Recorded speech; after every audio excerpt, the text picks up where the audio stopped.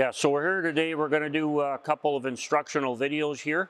As most of you already know, Arrowquip has introduced a new line of chutes, as well as two series of new head gates. We have the 88 series head gate here, which is only available on the 88 series. And we also have the 55-75 series head gate, which comes on the 7500, the 5500, and optional on the PTAL. These chutes are wider. Part of that is due to the how we widen the internal dimensions of the chute.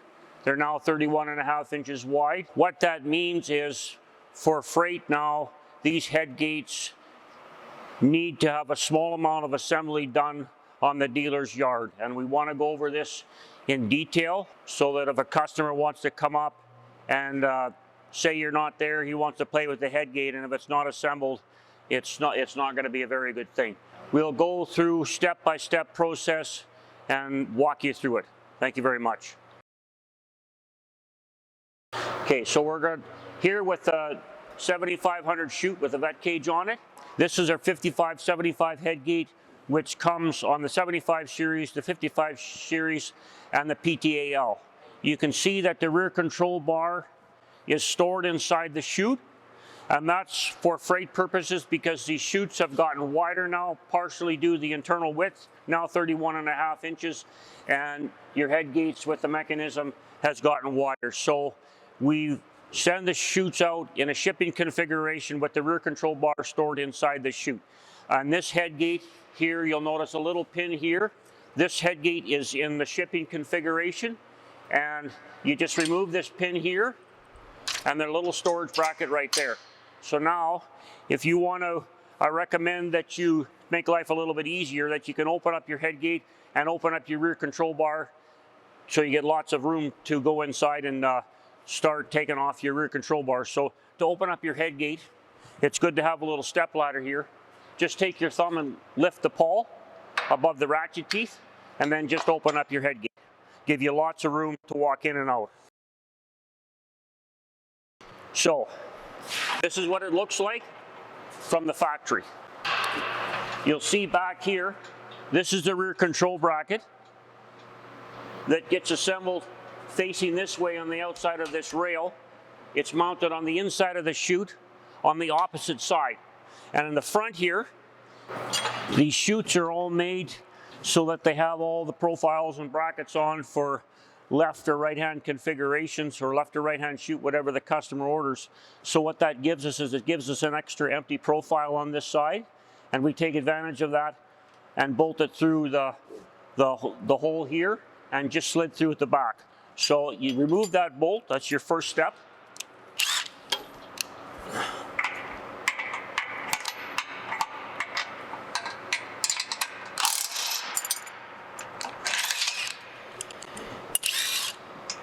Now you don't want to lose this bolt because this is the same bolt that attaches to your ratchet pawl mechanism when you assemble it. So this is the front bolt that I removed from the front of the rear control bar, and it's the same bolt that you use for this when you assemble your rear control bar. So I've taken it out, I just assemble it, or just put it on the ground there somewhere. My bolt is removed now, my rear control bar is loose. Just lift it up and slide it out of that rear bracket like that. And then just take it back so that the front is behind your head gate, and then you can just lift and slide it out. Just make sure to have your hand on this rear control handle because it can slide and pinch your fingers if you're not careful.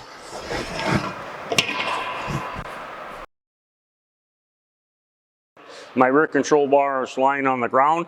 Now I'll come to here and I'll just push my head gate shut like that. Now I pick up my rear control bar and just slide it into that tube receiver like that. So now I'm just going to remove this rear control bracket. It's got a 3/4 inch nut on the outside.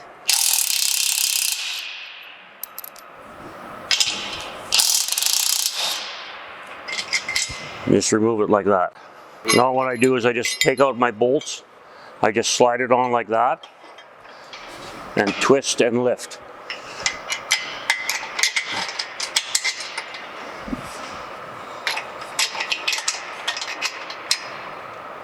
and it'll hang there like that, and tighten up your nuts on the inside.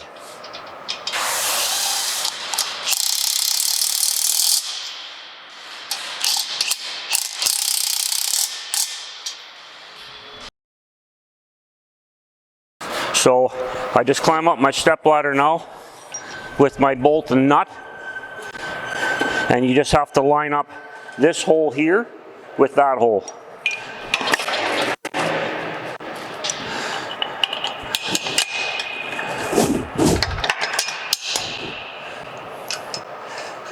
Now all you got to do is take your wrenches and tighten up that bolt.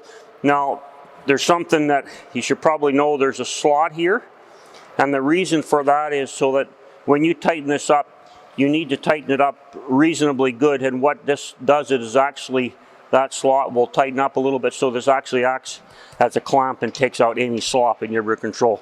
So once you tighten up that bolt, you're ready to work cows. That's all there is to it for the 55-75 series head gates. So we're going to do an instructional video here on our 88 series head gates. There is a small amount of assembly required on the dealer's part now, and that's because of our chutes have become just that much wider that we needed to have the rear control bar disassembled and stored inside the chute so that we could get enough chutes on the trailer for shipping. Now the assembly on the 88 series is a little bit different than the 55-75. You can see looking in here how the rear control bar is stored inside the chute. You'll see this head gate is in shipping configuration, and all that means here is that this, you'll see a pin right here. You just pull this pin out like this and then store it in that hole there. And then you have a step ladder handy. And what I normally do is I open up my head gate and tailgate just so I got lots of room getting inside, in and out of the chute.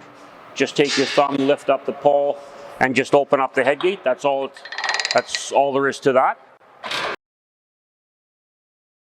So at the front of the chute, you'll see the rear control bar is bolted to a little yellow bracket, and its only function and purpose is for storage. So this yellow bracket can be left on for the life of the chute, or if you want to take it off and throw it in the garbage, that's entirely up to you. So remove this bolt.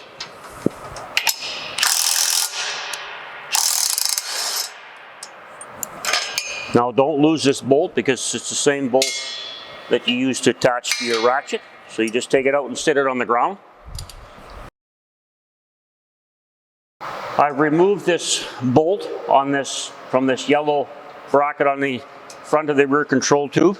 Now my rear control tube is loose, so I'll just take this and I'll just slide it so that my rear control tube comes in front of my head gate bracket, and then I can just go down. Once again, have your hand on this handle so that it doesn't slide and pinch your skin, and you just easily slide it out of the chute, just like that. And then take it to the working side of your chute and just set it on the ground. So this is the rear control bracket in shipping configuration. I've previously loosened the nuts, so I'll just take the nuts off now.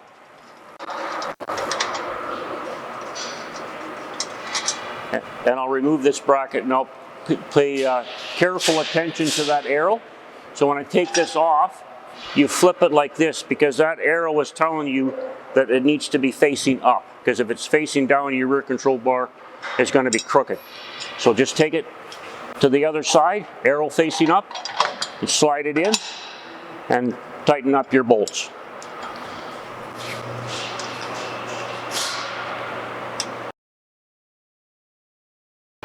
Okay, so we have one last step to do. Rear control bar is sitting on the ground. Rear control bracket is mounted in the proper position, arrow facing up. Now I'll just go to my head gate. I'll close my head gate like such.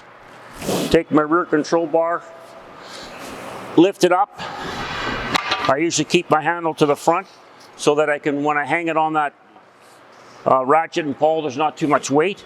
I'll pick this up, I'll slide the back into my bracket like that, lift it up, line it up with the tube, and insert. And like I said, on the 55-75, sometimes there's a little bit of laser slag inside that tube, so it takes a little bit of encouragement. So everything's in place. Here's my bolt that I've removed from that yellow shipping bracket.